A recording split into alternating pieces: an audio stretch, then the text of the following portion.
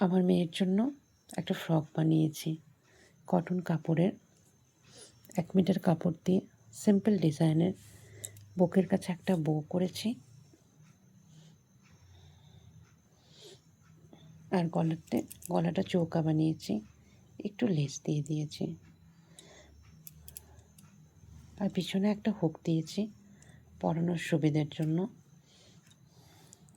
Sleepless বানিয়েছি, হাত সাইডে একটু কুচি দিয়েছি,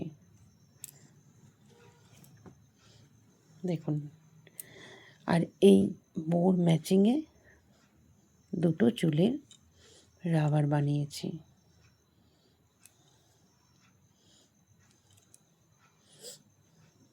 কেমন হয়েছে অবশ্যই কমেন্টে জানাবেন আমাকে। টাটা, সবাই ভালো থাকবেন।